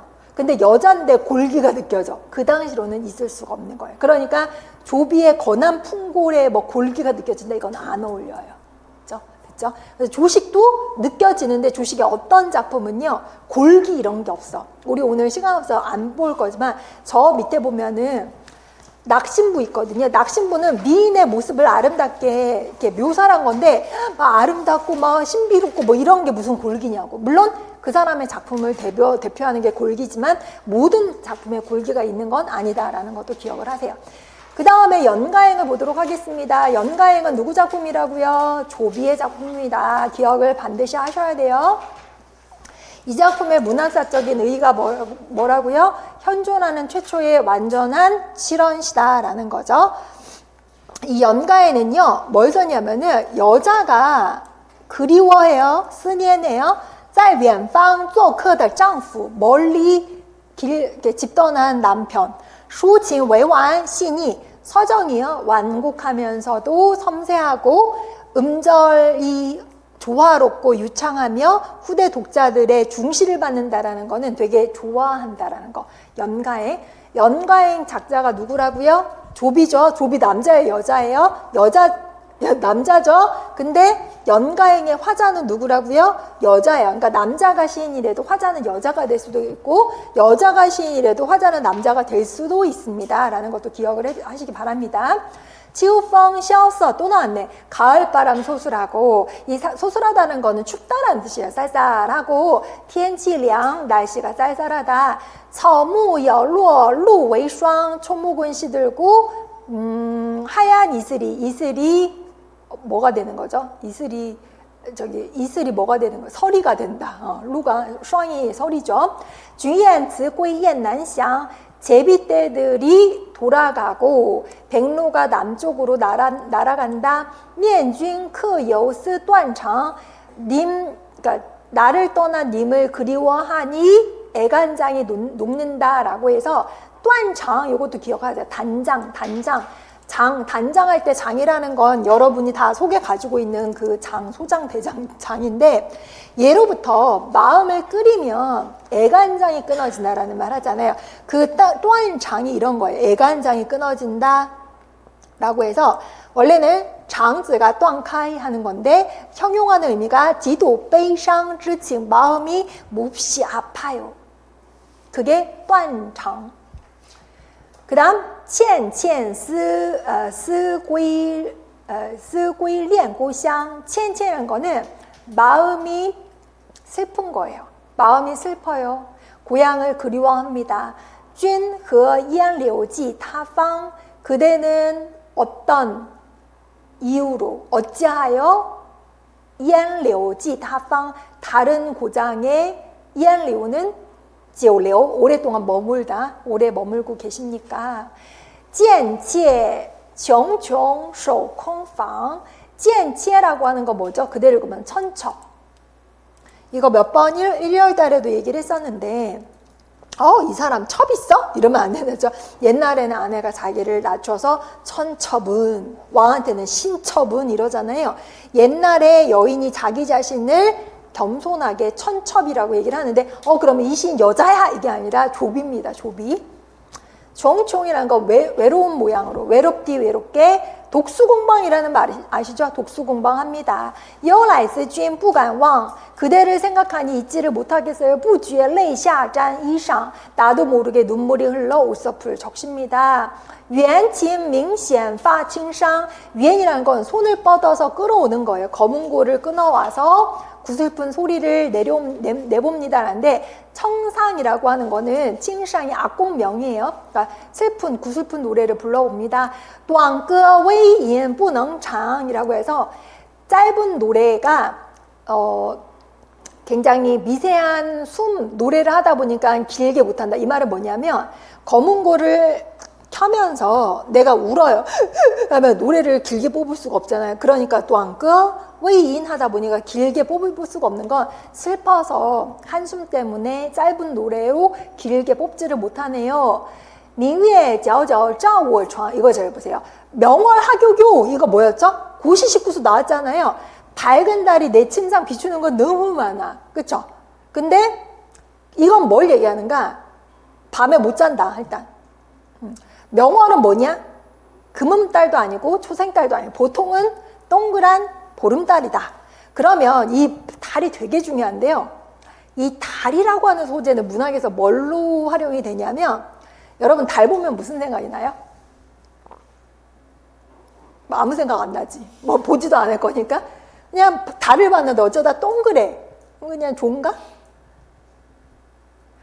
그러면 여러분 생각 말고 여러분이 그냥 뭐 드라마 작가라고 생각하면 달 보면서 배우가 이렇게 달 보면서 뭘 떠올린다고 만들고 싶을까? 떠나님, 뭐 가족, 그리운 사람, 그러니까 달 안에 막 얼굴 들어가 있잖아요. 어디 보면 바로 중국 문학에서 그 밝은 달, 우리 보름달은 밍위에라고 하거든요.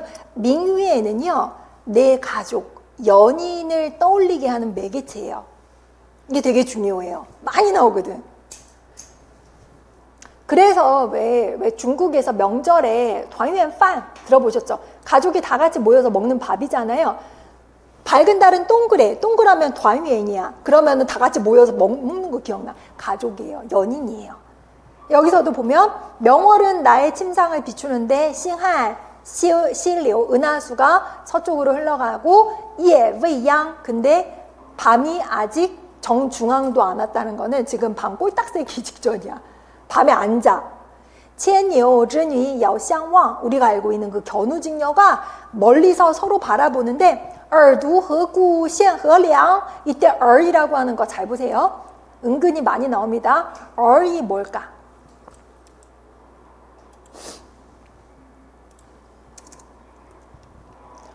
여기 뭐래요? 은하수 양쪽에 있는 견우와 직녀성을 얼이라고 한다고 했는데 여러분 그거 아세요? 얼이 요 한자가 있어요. 요게 번체자고 그 다음 위에 있는 게 간체자거든요. 여러분 배우 중에 이중기 좋아해요? 이중기 알아요? 이중기가 데뷔한 작품 알아요? 데뷔한 작품 뭐예요? 영화 왕의 남자. 왕의 남자 이준익 감독. 왕의 남자가 원래 원작이 너이예요. 뭐냐면 너 왕이 누구를 부르든지 간에 너 물론 뭐 영의정 좌의정 뭐 이렇게 하겠지만 존대를 하겠지만 너예요. 너이. 그러니까 외우라냐면 고대문학 보다 보면 하면은 너 당신 자네라는 의미로 쓰여서 암기를 하셔야 돼요. 근데 여기서 뭐냐면은 견우직녀가 서로 바라보고 있는데 너희들은 무슨 죄를 지었길래 은하수에 가로막혀 있니? 이라고 했잖아. 그러면 너희들이 누구냐면 얼이 무슨 뜻인지는 알아야 되잖아. 그럼 문맥에서 너희들이 누군지는 알아야 되잖아. 그러면 견우직녀성이라는 거 알아야 돼요. 그래서 조비의 영가행이 비록 문제 안 나오더라도 만약에 나온다 하면 문맥으로 파악을 해서 견우직녀 나왔네? 서로 바라보네? 조비의 영가행인데 너희들은 무슨 죄를 지어서 은하수에 가로막혀서 서로 바라보고 있니? 라는 건 나 화자가 떠난 님을 보고 싶은데 못 만나. 이거 마치 견우직녀를 비유하는 거잖아요. 그러면서 우리도 못 만나는데 하늘을 보니까 은하수가 있네? 너네들은 무슨 죄를 지었길래 이렇게 서로 못 만나니? 우리는 무슨 죄를 지었길래 못 만나는 거니? 이런 거예요. 무슨 말인지 알겠죠? 얼이라고 하는 건 너라는 뜻인데 여기서는 너희들은 무슨 죄를 지었길래 떨어져 있니? 라는 게 여기서 견우직녀성이다라는 걸 아셔야 됩니다. 됐죠? 그래서 조비의 연가행도 기억을 하셔야 되고 그 다음에 조식의 칠해시를 보도록 하겠습니다. 칠해시는 뭐 제목에도 나왔지만 뭔가 슬픈가 봐요. 뭐가 슬프냐면은 내용을 봐야 알겠지만 스후, 우리가 알고 있는 스후가 나왔네요. 스후가 뭐였죠? 스후가 남편을 그리워하는 아내, 떠난 님을 그리워하는 여자를 스후라고 했죠.懷念游子的哀怨이라고 해서 뭐예요? 집 떠난 나그네를 그리워하는 애원, 슬픔과 원망을 묘사한 시가 칠해시다, 조식의 시다. 그런데 여기에서 무슨 골기가 느껴질까? 아닐 가능성이 커요. 일단 한번 보면明月照高楼, 이번에는 밝은 달이 높은 누각을 비춘대. 이것도 잘 보세요. 밝은 달은 이제 많이 나와서 알 것 같아. 근데 누각은 왜 나왔지? 오랜만에. 다들 침상을 밝힌다고 했는데 지금 밤에 누각이 올라갔어. 근데 까울로우 할 때 러우라는 건 누각이라는 뜻인데 여러분 답답하면 어디 가요? 바다 가요. 또 어디가 답답하면 어디가? 호텔 가요? 옥상, 옥상도 간대. 답답하면 어디 가요? 답답하면 높은 데 가요? 뭐 답을 알고 막 말하는 거 아무 데나 얘기를 해도 돼요. 근데 어쨌거나 내 가슴이 트이는 데로 가야 되잖아. 그러면 답답하면 63빌딩에 올라가, 뭐 차 타고 바다도 가, 뭐 계단 올라서 옥상도 가. 뭐 옛날에는 높은 데가 어디야? 밤에 태산에 가겠어? 어디를 가겠어? 기껏 해봐야 누각이 올라가는데 누각도 내가 농사 짓는 사람이 누각이 어딨어? 그러니까 까울러우나 러우거 이런 데 올라갈 수 있는 사람은 부잣집 여자나 내지는 지위가 있는 남자나 누각이나 올라가는 거야. 게다가 조식은 지금 밤에 올라갔네? 그래, 여기서는 또 밤에 올라갔다는 건 밤에 또 잠이 안 왔나 봐? 그쵸? 침대에 있다가 이제 올라갔을 수도 있어요. 어쨌거나 밝은 달이 높은 누각을 비치고 려광正徘徊 떨어지는 불빛은 누각이를 배회합니다. 왔다 갔다 합니다. 上有愁思妇悲叹有余哀 위에는 슬픔에 빠진 여인이 슬픔의 탄식을 하고 있습니다. 그 다음에 借问叹者谁 누각 위에서 한탄하고 있는 사람은 누군가 묻는다면 言是当子지 이때 땅즈라는 거는 여러분 느낌상 땅즈가 가리키는 말이 여기서 누구일까? 땅즈가 가리키는 사람이 이 중에서 누굴까? 뭘까? 응? 여우즈, 그쵸? 이렇게 찾아내야 돼. 문제가 이런 식으로 나오는 거예요. 땅즈는 누구냐? 여우즈, 떠난 사람. 그러니까 문맥으로 분명히 이 사람은 탕자, 여우즈, 나그네의 아내일 겁니다. 军行于10年 그대가 떠난 게, 남편이 떠난 게 10년을 넘어요. 위라는 거 넘는다. 꾸치의 장도치라고 해서 외로운 부인은 어때요? 항상 혼자 거기 있어요. 머물고 있습니다. 君若 칭무천 그대 맑은 먼지 날리고 切若 浊水泥 아내는 탁한 물속의 찌꺼기 같아요. 浮沉各异事 浮라는 거는 이렇게 뜨는 거, 저는 가라앉는 거죠. 다시 말해서 남편은 맑은 먼지처럼 막 날아다니고 아내는 탁한 물에 이렇게 가라앉는 찌꺼기 같은데 남편은 날아다녀, 아내는 가라앉아 있어. 서로 다른데 会何时写 언제 다시 만날까요? 愿为西南风 원컨대 남서풍이 되어서 尝试入君怀 오래오래 그대의 품속에 들어가기를 바랍니다. 君怀凉不开 그대의 가슴은 량이라는 것은 어질 양이라 확실히 不开 열지 않지만 切见切当合一 저는 어디에 의지해야 될까? 다시 말해서 그대의 가슴은 나를 향해 열어두지 않는데 나는 어디에 기대해야 될까요? 이건 다시 말해서 남편이 지금 바람 폈나 봐. 지금 첩을 다시 들였나 봐. 근데 이 시의 작자가 누구다? 조식이다. 화자는 여자다. 실에는 지금 남편이 나를 떠났어. 보니까 뭔가 남편도 나를 그리워하는 상황이 아니라 남편은 마음이 떴어. 거기서 슬픈 이제 아내의 마음을 표현하시다라고 보시면 되겠습니다. 그 다음에 조시의 잡시 두 번째 시인데요. 이 시에서는 뭘 얘기하는가 한번 봅시다. 방금 읽었던 칠에는 골기 이런 거 안 느껴지잖아요. 근데 잡시는 뭔지는 모르겠지만 골기가 느껴지나 봐요. 부부저 옌자 마부예요. 마부. 옌자는 좋은 수레를 준비하다. 마부는 이미 일찍이 좋은 수레를 준비했고 우싱장 왼여 나는 먼 길을 떠납니다. 왼여위 허즈 멀리 떠나는데 어디를 가냐라고요? 우고 웨워초 오나라 우리나라의 원수 정벌하러 가는 거죠. 장 정만리투 장차 만리를 달려서 동루 안주요 동루는 동쪽이에요. 동쪽이라는 게 그 낙양에서 오나라 정벌하는 그 길 어찌 좋기 길만 있을까요? 달리기만 할까요? 짱제 또 베이펑 강가 짱제라는 거 강가예요. 또 베이펑 슬픈 바람 화이수라는 거는 회수와 사수 물 이름입니다. 회수와 사수의 지지류 급류도 있고요. 위 칭지 원컨대 가볍게 물을 건너기를 바래요. 그리고 뭘 바라는가? 시잘 우방조 그런데 안타깝게도 네모난 배, 뭐 이렇게 돛담배 이런 건 안 보이네요. 闲居非无志 할 일 없이 한가하게 있으면서 있는 건 내 뜻이 아닙니다. 간신富国忧 달갑게 나라의 걱정을 위해서 내가 달려갔으면 좋겠습니다. 라고 했는데 이거는 위에 칠해랑 느낌이 되게 다른 게 뭐를 표현한 시 같아요? 조식의 어떤 시? 애국. 맞아요. 그러면 돼요. 보면 抒发作者抱有甘心赴难为国立为国立功的壮志但又不能实现的苦闷 작자가 抱有甘心赴难为国立功的壮志 하고 있지만 현실은 그럴 수 없다는 현실을 표현한 그런 시가 잡시 두 번째 시다라는 거고요. 또 하나 되게 유명한 시인데 우리 교재는 없거든요. 근데 이런 이야기가 있어요. 조비가 동생 조식을 위협으로 생각을 했다고 했잖아요. 조식을 한번 불러서 하도 괴롭혀. 그러니까 조식이 나중에는 술만 먹어요. 막 나 망가지게야 이러면서 맨날 취한 채로 있어. 조식을 불러와서 너 7걸음 안에 시 못 지어. 너 그렇게 똑똑해? 시 그렇게 잘 지어? 7걸음 안에 시 완성 못하면 너 죽는 줄 알아? 그랬더니 조식이 뚜벅 얼마나 가슴이 콩닥콩닥 했을까? 완성을 합니다.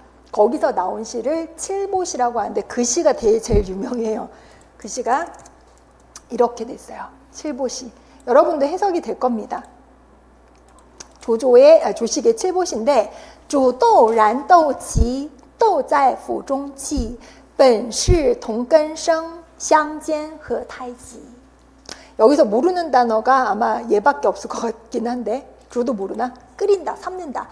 豆라는 거는 콩이잖아요. 콩을 삶는데 란 태워요.豆萁 콩깍지. 우리 콩 까고 나면 걔네들 있잖아요. 껍질, 대이자 걔 버려 아까운데 불때 때 불쏘시개를 쓰는 거죠. 즉 콩을 삶는데 콩깍지, 콩대를 밑에 불쏘시개로 넣는데 豆在釜中泣 콩은 부중, 부할 때 부는 부산할 때 부죠. 솥에서 눈물을 흘린다는 그러니까 막 수분이 나오니까 눈물을 흘린다 표현한 거고 本是同根生이라고 하는 거는 원래는 뿌리는 하나인데 조조 아버지의 조비 조식 아들인데 친아들인데 샹지和太极 어찌 그리 조급하게 내지는 급하게 이렇게 막 나를 갖다가 삶으려고 이렇게 들볶느냐 그거죠. 그러니까 7걸음 안에 시도 완성하면서 형이 나를 못 살게 군다도 우회적으로 이렇게 비판을 한 거잖아요. 그래서 조비가 조식을 죽이지 못했다라는 말이 있어요. 그래서 시험에는 나오진 않았지만 아직은 이런 시가 나오면서 뭐 이런 성취를 말한다던가 어떤 문학을 대표하냐라고 건가 하면은 건암 문학 내지는 조시삼부자를 연상을 해야 된다라는 거 기억을 꼭 하시면 되겠습니다. 됐고 그 다음에 우리 연습 문제는 안 풀었지만 갱콩을 한번 보면서 정리를 하도록 할게요.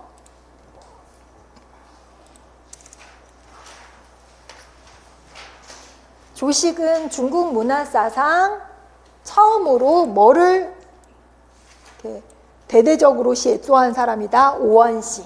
그렇죠? 그 다음 他非常讲究诗歌的艺术表现形式 조식은 일생 동안 공명에 열중했고 이상을 추구했고 좌절을 겪은 다음에도 壮志不衰 했다. 反而更增分际之情 그러면서도 어때요? 전숑이라는 걸 전을 이렇게 눌린 건데 숑 웅장한 거예요. 전숑. 이런 남성다운 거예요. 而有骨气 눌리면서도 골기가 있대요. 坚强不屈한 그런 느낌이 있다.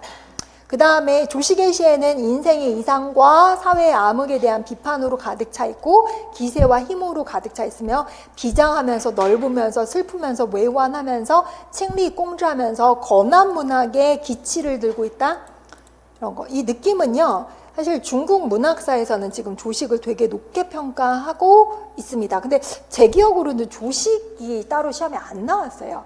근데 중요합니다. 건암 문학이라는 것도 중요해요. 그러니까 언제 나와도 이상하지 않은 사람이에요. 고대 문학사에서 중요하고요. 밑에 그 민핀신상의 조식의 백마편은 따로 강독은 하지 않은데 어떤 내용이냐면은 쭉 보면은 백마 뭐 황금으로 곱비 메고 막 서북으로 달려가서 뭐 전쟁하고 어쩌고 저쩌고 하는데 맨 끝에 내구만 볼게요. 明边壮士疾不得终顾思捐躯复国难视死乎如归이 말이 뭐냐면은 장사의 명부에 이름이 올렸는데 어때요? 不得终顾思 사사로운 일은 중간에 내가 돌볼 수가 없대요. 捐躯 내 몸을 던져서 나라 국난에 향해서 국난을 구하기 위해서 달려가는데 맨 끝에가 되게 중요해요. 视死乎如归라는 거는 죽음을 보기를 어때요? 죽음을 보기는 곧 뭐냐? 돌아가는 것과 같다. 이 말은 뭐예요? 내가 죽지 않으면 고향에 안 가. 지금 민핀신상에白马 피엔하고 있습니다. 조식에. 이거 다 볼 필요는 없고요. 조식의 백마편에서 설명하고자 하는 그 느낌이 뭐냐? 조식의 작품이다라는 거 일단 기억은 하셔야 돼요. 백마편. 하얀 말을 타고 어디 가냐? 공주 만나러 가는 게 아니고요. 나라 구하러 가는 거예요. 그래서 이런 게 되게 중요한 거예요. 아까 그랬잖아요.捐躯 赴难. 내 몸을 버려서 국난을 구하기 위해서 가는 거. 그 다음 奋不顾身的英勇 이라는 건 내가 중간에 사사로움을 돌볼 겨를이 없다는 거는 나라를 구하기 위해서 내 처자식 같은 거 돌볼 겨를이 없다는 거예요. 그래서 변경 지역의 무예가 뛰어나고 渴望为国立功甚至不惜牺牲生命的游侠少年形象 이런 거예요. 즉 조식 스스로가 유협, 내가 막 오랑캐를 무찌르고 나라를 구하고 이런 이미지를 백마편에 담아놔서 여러분 이게 너무 길면 이 부분이라도 외워두시기 바랍니다. 조식의 백마편에서 표현하고자 하는 건 世人建功立业라는 건 공을 세우고 업을 세운다. 말해서 나라를 위해서 공적을 세우고 싶어하는 강렬한 바람을 표현하는 시. 요런 시다. 칠해시랑 느낌 완전 다르죠. 그 다음에 낙신부라고 하는 이거는 시가 아니죠. 부예요. 부. 시험에 잘은 안 나온다고 했어요. 근데 낙신부는 조식 거라는 거는 기억을 하세요. 그래서 작가 자신과 낙신의 해후, 이거 만남이죠. 만남감에 서로 이제 어떤 사모하는 감정을 표현을 하면서 낙신의 이미지 아름답고 너무 비교할 바 없는 너무 아름다움 뭐 이런 것들 그려가면서 最后抒发了无限的悲伤怅惘之情이라고 해서 느낌 자체는요 슬픔도 표현했어요. 그러니까 낙신의 아름다운 모습을 묘사를 하면서 슬픔과 망연자실함 이런 걸 표현했거든요. 그러니까 아름다운 여신의 모습을 형상화했다 보시면 되는데 일단 조식의 낙신부 이런 거 표현했다는 거 기억을 하고 나중에 현당대 문학사 교정 와서 현당대 문학할 때 이제 초수는 모르겠지만 재수하신 분들은 아실 거예요. 재수하신 분 중에 현대 문학에 낙신하면서 여자 여류 작가거든요. 누군지 아세요? 우리 여류 작가는 괜찮아. 그냥 이따 말리지 뭐. 수분이 이제 증발하면서 수분 공급이 될 것 같아. 여류 작가 중에 우리 삥신 배웠잖아요. 오늘 띵링 여류 작가 배울 거거든. 아직 안 배웠지만 재수하신 분은 아실 거예요. 동북 작가군 중에 누구 있죠? 야? 동북 작가 중에 누구? 짱알링은 동북 작가 아니에요. 장알링은 상해 출신이에요. 동북 작가는 저 북쪽인걸? 동북 작가군. 샤오홍이라고 있어요. 샤오홍. 샤오홍. 처음 들어봤잖아요. 나중에 배울 걸 심각하게 안 받아들여요. 나중에 그때 얘기할게요. 현대 문학의 낙신이라고 했을 때 그 낙신이 지금 조식의 낙신부에서 나온 그 낙신이에요. 기억 한번 하세요. 왜냐 소홍도 이름이 아직 안 나왔어. 근데 쓰라고 할 때 뭐 현대 문학의 낙신 뭐 이러면서 나올 수도 있거든요. 힌트가. 그러니까 아무튼 기억을 하시되 지금 조신의 낙신부까지 배웠습니다. 그래서 여러분이 좀 공부를 하실 때 이거 되게 범위가 좁아요. 왜냐하면 여기 안 나온 사람이 건한 문학에, 건한 풍골에, 건한 칠자가 나오질 않았어. 근데 이론할 때 분명히 언급이 됐을 거거든요. 근데 건한 칠자에 뭐 시 이거 중요하기보다는 건한 풍골, 건한 칠자, 조시 삼보자 이런 사람들이 있기 때문에 조금 더 확장해서 공부를 하면 좋겠습니다. 여기까지 할게요.